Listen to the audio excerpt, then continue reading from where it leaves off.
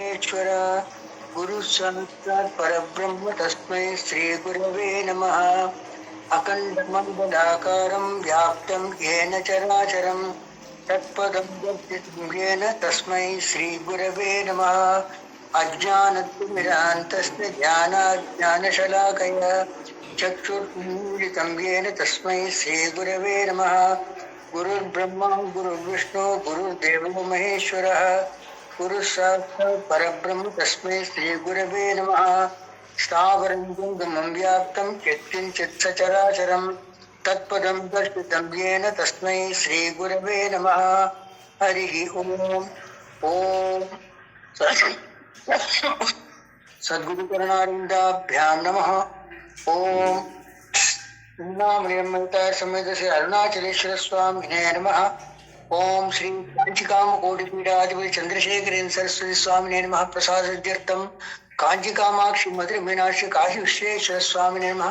प्रसाद सिद्ध्यर्थम ओम उन्नामनिर्मलता समेत श्री अरुणाचलेश्वर स्वामिने नमः। प्रसाद सिद्ध्यर्थम ओम तिरुपांगू श्री शिवलोकनाथन श्री नंदिकेश्वर स्वामिने नमः। प्रसाद सिद्ध्यर्थम ओम सद्गुरु श्री राजलिंग स्वामिகள் இல்லம் शिवलोकनाथन प्रसाद सिद्ध्यर्थम ओम अन्नामलयार प्रसाद सिद्ध्यर्थम ओम शुक्लांबरधरं विष्णुं शशिवर्णं चतुर्भुजं प्रसन्नवदनं ध्यायेत् सर्वविघ्नोपशान्ते। ओम भूः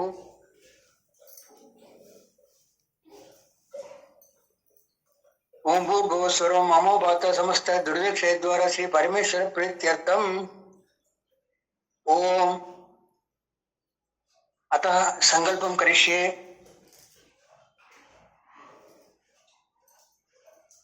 ओम विश्वावसुनाम संवत्सरे दक्षिणायने शरद ऋतौ वृश्चिक मासे कृष्ण पक्षे अमावास्यां शुभतिथौ वासरः गुरुवासरयुक्तायां विशाखा नक्षत्रयुक्तायां शोभन योगयुक्तायां नागवकरणयुक्तायां एवं गुणविशेषण विशिष्टायां अस्याम् अमावास्यां शुभ पुण्यतिथौ हरिः ओम।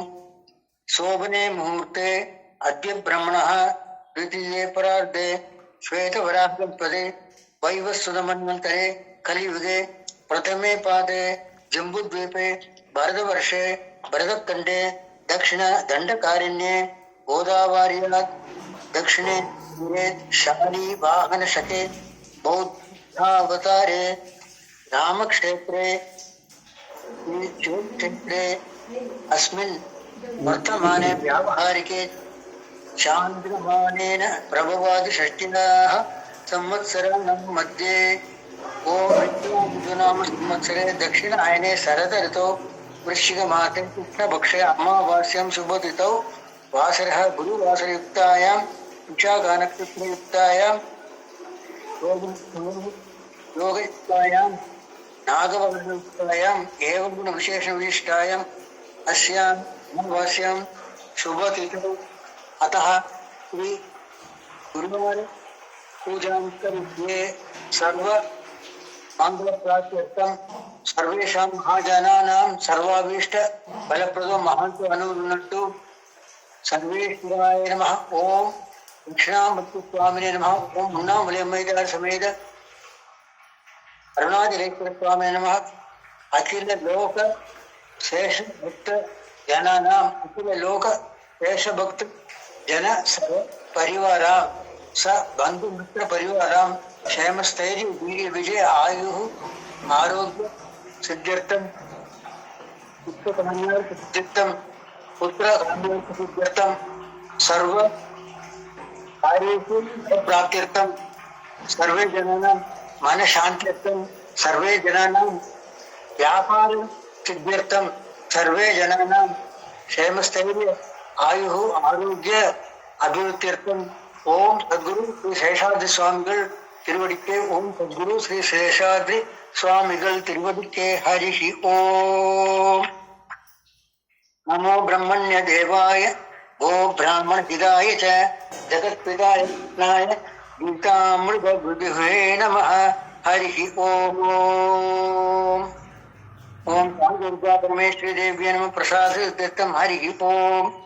ओम सहस्रशीर्षा पुरुषः सहस्राक्ष सहस्रपाद स भूमिं विश्वतो वृत्वा अत्यतिष्ठद्दशाङ्गुलम् पुरुषे एवेदकं सर्वं यद्भूतं यच्च भव्यम् उदामृतत्वच्चेषाणः यदन्नेनातिरोहति एतावानस्य महिमा अतो जायागश्च पूरुषः पादो विश्वाभूतानि त्रिपादस्यामृतं दिवि त्रिपादो उदयत्पुरुषः पादोऽर्त्यः भवात् पुनः ततो विश्वं व्यक्रामतु शशनशने अभि तस्मात् विज्ञात् विराट जायते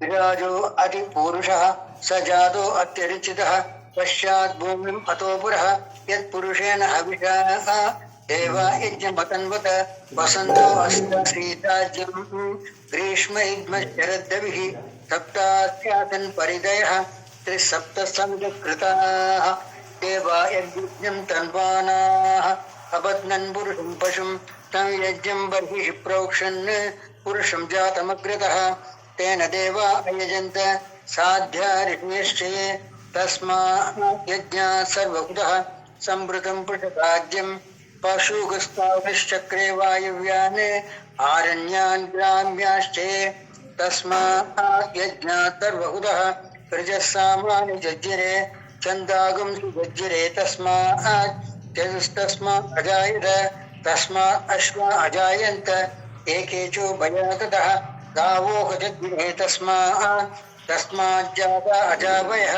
यत्पुरुषं यदतुः कदिदा व्यकल्पयन् मुखं किमस्य कौवोः काहूरूपादः उच्येत् ब्राह्मणोऽस्य मुखमासीत् बाहूराजन्यकृतः ऊरू तदस्य उद्वैष्यः पद्व्यागं शूद्रो अजायत चन्द्रमा मनसो जातः चक्षुः सूर्यो अजायत मुखादिन्द्रस्याग्निश्च प्राणात् वायुरजायत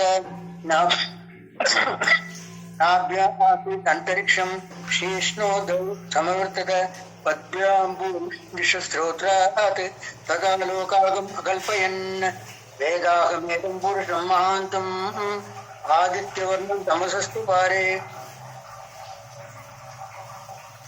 सर्वाणि रूपाणि विजित्य धीरः नामानि कृत्वा अभिवदन् यथास्ते दाता पुरस्तात् यमुदा जहार चक्रप्रविद्वान् प्रदिशश्चतस्रः तमेवं विद्वान् अमृतः भवति नान्यपन्था अयनाय विद्यते यज्ञेन यज्ञमयजन्त देवाः तानि धर्माणि कृतमान्यासन् एकनागं महिमानः सजन्ते यत्र पूर्वे साध्या सन्ति देवाः अद्य सम्भूतपृथिव्ये रथाश्च विश्वकर्मण समवर्ततादि तस्य त्वष्टा विदधद्रूपमेति तत्पुरुषस्य विश्वमाजानमग्रे वेदाहमेदं पुरुषं महान्तम् आदित्यवर्णं तमसः परस्तात् तमेवं विद्वान् अमृतः भवति नान्यपन्था विद्यते अयनाय प्रजापतिश्चरति गर्भे अन्तः अजायमानो बहुधा विजायते तस्य धीराः परिजानन्ति योनिं मरीचीनां वदमिच्छन्ति वेदसः यो देवेभ्य आदपतिः यो देवानां पुरोहितः पूर्वो यो देवेभ्यो जातः नमो रुजाय ब्राह्मये रुजं ब्राह्मं जनयन्तः देवा तद्रे तदब्रुवन् यस्त्वैवं ब्राह्मणो विद्यात् तस्य देवा असन्वशे प्रेष्यते लक्ष्मीश्च पत्न्योः अहोरात्रे पार्श्वे नक्षत्राणि रूपम् अश्विनौ व्याप्तम् इष्टं मनिषाण अमुं मनिषाण सर्वं मनिषाण तैच्छय्यं योरावृणीमहे गातुं यज्ञाय गातुं यज्ञपदये देवी स्वस्तिरस्तु नः स्वस्तिर्मानुषेभ्यः ऊर्ध्वगं जुगातु भेषजम्